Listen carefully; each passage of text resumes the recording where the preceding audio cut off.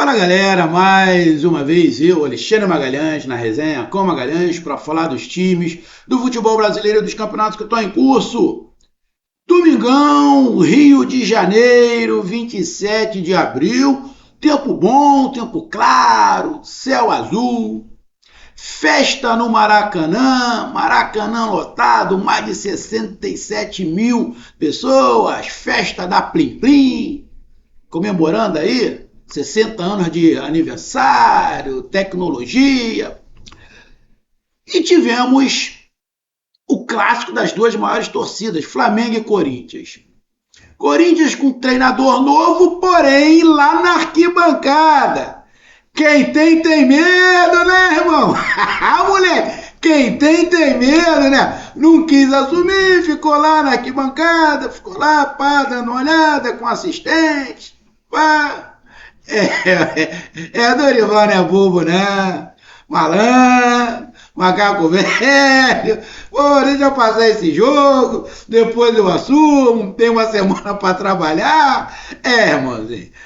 O Dorival foi a única coisa do Corinthians que tomou uma decisão certa. Foi não assumir esse jogo. E pelo outro lado, tivemos o Flamengo jogando o primeiro tempo e no segundo tempo o Flamengo praticamente andou em campo. E aí, para te provar do que eu estou falando, que o Flamengo andou em campo, quando você olhar o segundo tempo desse jogo, dá uma olhada no Gerson. Foca só no Gerson. O Gerson no segundo tempo se deu um pique, ele deu muito. Ele ficou o tempo inteiro andando. O Pulgar ficou andando. Placar do jogo, Flamengo 4-0. E eu vou te falar, amigo torcedor, 4-0 mentiroso. 4-0 mentiroso. Ah, o Corinthians não merecia tomar de 4? Não. O Corinthians merecia tomar uns 8. No primeiro tempo, era para ter terminado brincando em 5. No primeiro tempo. E no segundo tempo, o Flamengo andando, dava para ter feito mais uns 3, tirando o pênalti que o Pedro fez. Ou seja, dava tranquilamente para ser os 8. O Corinthians tem que agradecer aos deuses, botar mãos pro céu. Corinthians é um time sortudo. Corinthians é um time sortudo. Porque do jeito que foi o jogo, irmão, ter perdido só de 4-0 tá no lucro.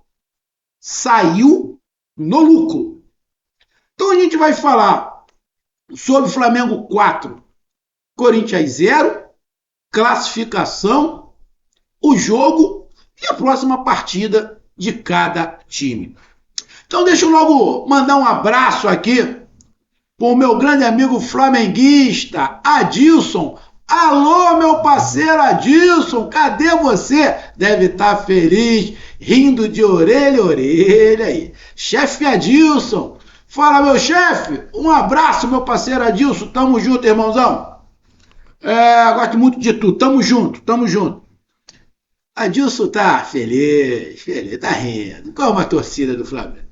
Então, eu peço a você que você curta, compartilhe, inscreva-se no canal, dê o seu like, ative a notificação, coloque seus comentários. Se você quiser ajudar o canal a crescer, você pode dar através do Pix, que é o número do nosso WhatsApp, você pode dar através do Superchat, quando estiver fazendo lives, e você pode ajudar através do clube de membro do canal Resenha com Magalhães aqui embaixo de azul. E agora você pode ajudar através do Valeu, que é esse coração cifrão que está do lado de compartilhar. Mais uma coisa, não deixe de se inscrever no canal, porque mais da metade da galera que acompanha o canal não é inscrito. Então dá essa moral pro canal, inscreva-se no canal.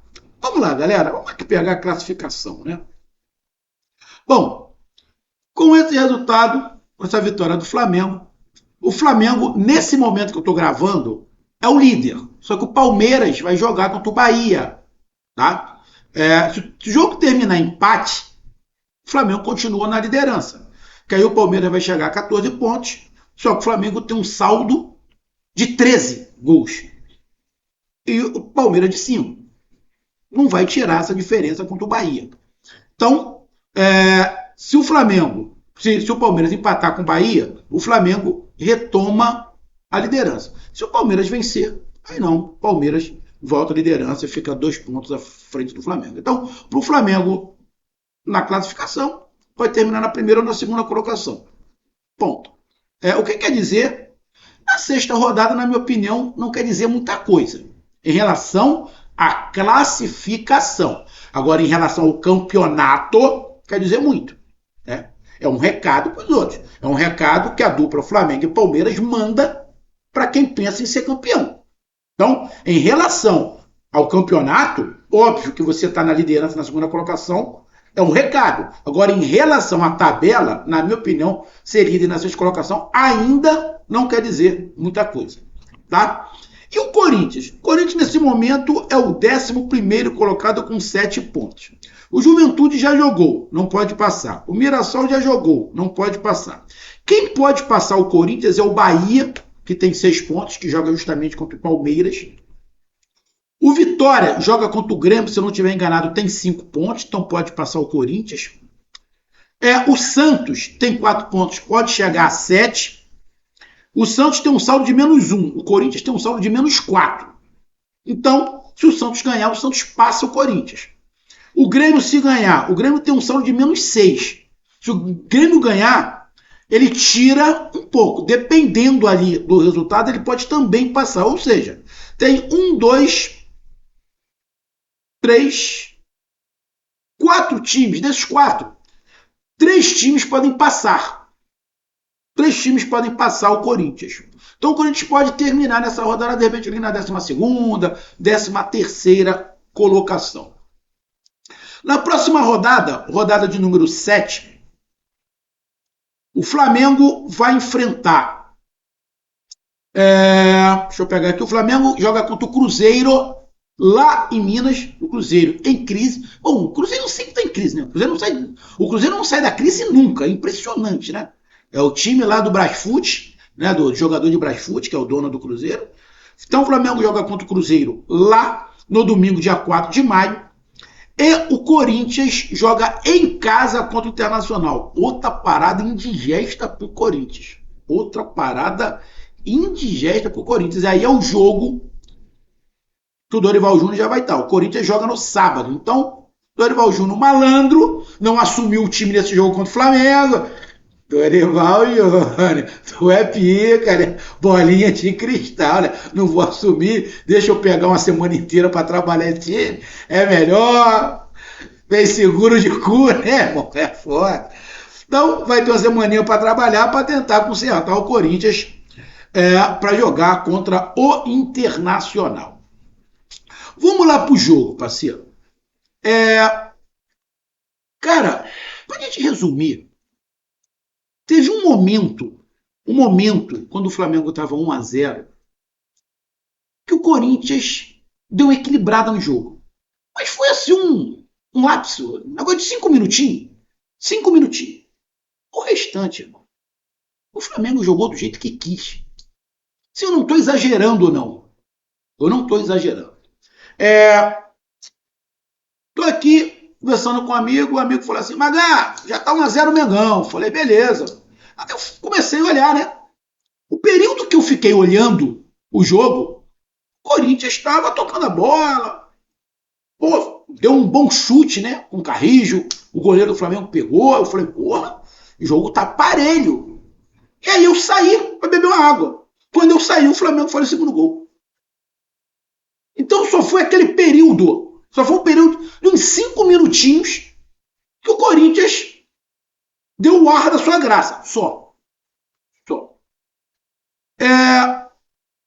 O Flamengo fez 3 gols no primeiro tempo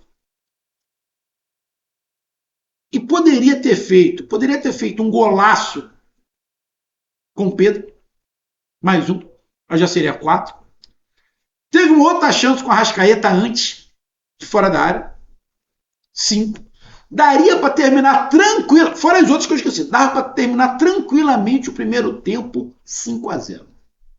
Tranquilamente 5-0 no primeiro tempo. Flamengo tocando, marcando alto, pressão, não deixando o time sair. Ô Neneca, Hugo, eu fui jogar contra o Flamengo, cala a boca, filho. Pra tu não virar meme. Parar de ser ingrato, porra. Você foi titular do Flamengo, você saiu da titularidade do Flamengo porque você só fez merda. Tava com o negócio com a noiva, parece que traiu a noiva, se deslumbrou. Aí a culpa é do Flamengo? Ah, a culpa é tipo uma merda, pô. Bem feito. Ficou falando gracinha. Não, contra o Flamengo. Vira meme, porra.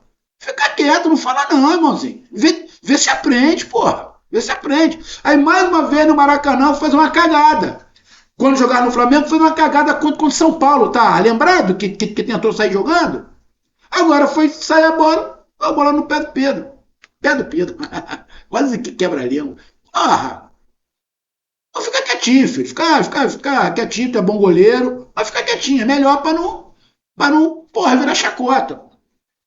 Então o Flamengo faz 3-0 no primeiro tempo, fora o baile, fora os riscos. Então, 3-0, que poderia ter sido 5. Então, o Corinthians já sai do primeiro tempo colocando as mãos no céu. O Corinthians já sai agradecendo a Deus, falando o seguinte: obrigado, Deus, pelo Senhor olhar por mim. Que poderia ter sido pior. Poderia ter sido pior. Time de sorte esse do Corinthians, hein? Time sortudo esse do Corinthians. Aí vai pro segundo tempo. Nitidamente no segundo tempo, o Corinthians não quer acelerar o jogo. Nitidamente, o Corinthians vai pro segundo tempo para não acelerar o jogo. O Corinthians não vai marcar alto para tentar fazer gol. O Corinthians marca atrás do meio-campo o tempo inteiro.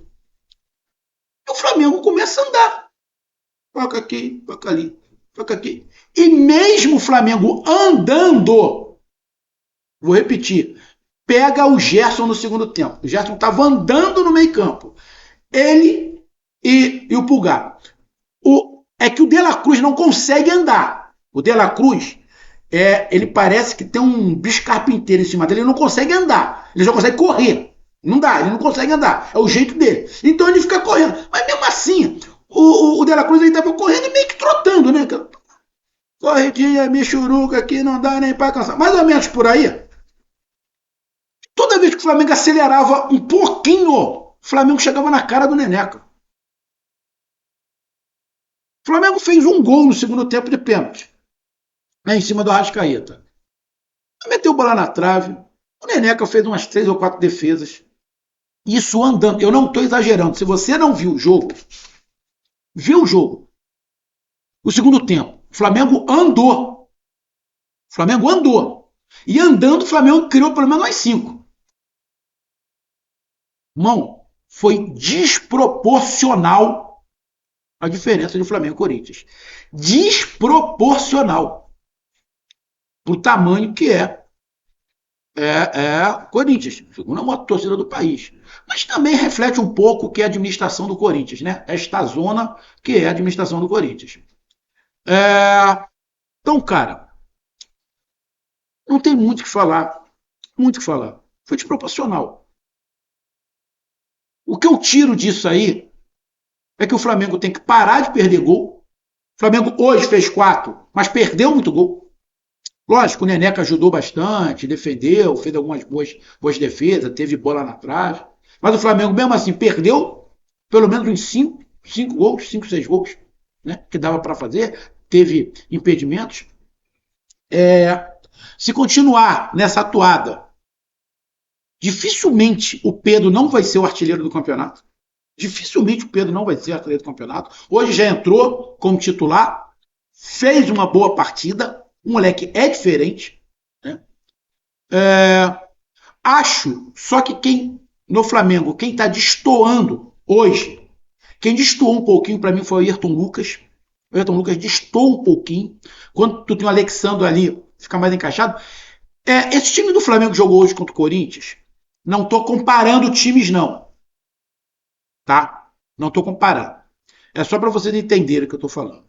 Aquele time de 2019 do Flamengo, quando não tinha o Felipe Luiz, que você botava o René, você sentia claramente que o René era abaixo do restante. Só que, na minha opinião, o Ayrton Lucas é mais jogador do que o René, que era do Flamengo. Mas, nessa partida específica contra o Corinthians, fiquei com a sensação que o Ayrton Lucas é inferior aos jogadores que estavam em campo. Ou ele não está muito à vontade, sei lá, o esquema, pá, coisa e tal. Mas com o Alessandro encaixa. Então era mais ou menos. Saiu o Felipe Luiz e entrava o René, você via a diferença. É mais ou menos a mesma coisa. Saiu o Alexandre, entra o Ayrton Lucas, eles têm características diferentes. O René e o Felipe Luiz ainda tinham características um pouco parecidas, né? Lógico, não dá para comparar o Felipe Luiz com o René. Gosto muito do cabeça de caixa d'água, do René, foi mal, desculpa, perdão. Mas são características parecidas. O Alexandre e o Ayrton Lucas não. São características diferentes. Mas você percebe que tem essa diferença. Então, cara, o Flamengo fez o que tinha que fazer. O Flamengo fez o que tinha que fazer. Agora tem um jogo, se não estiver enganado, no meio da semana pela Copa do Brasil, tiramos de Copa do Brasil. No final de semana, o Flamengo pega o Cruzeiro. O Corinthians, eu acho que tem Copa do Brasil também. Vou até dar uma olhada aqui. Eu acho que o Corinthians tem Copa do Brasil. Vou até dar uma olhada, deixa eu ver aqui. O Corinthians, deixa eu pegar aqui. O Corinthians tem Copa do Brasil também. Deixa eu pegar. Corinthians joga contra o Novo Horizontino pela Copa do Brasil.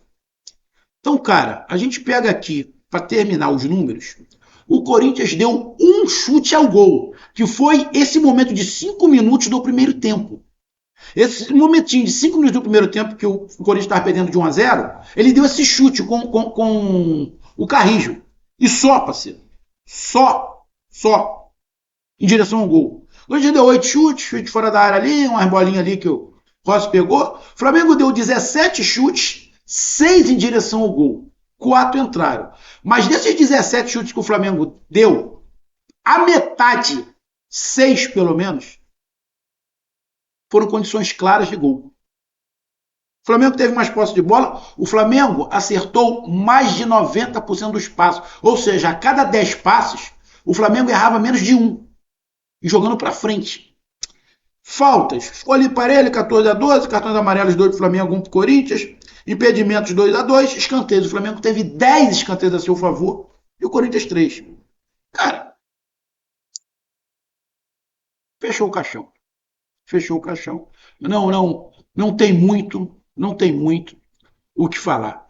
Então, essa foi a minha análise. Um grande jogo do Flamengo. E Dorival? Tu é malandro, hein, Dorival? Vai ter que trabalhar, né, compadre? Porque o sistema defensivo do Corinthians é uma mãe, né, irmão? É uma mãe, é um convite. É um convite ao prazer do sistema defensivo do Corinthians. Então, meu amigo, tá aí a minha análise. Um grande abraço, até mais, valeu. Tamo junto, fui.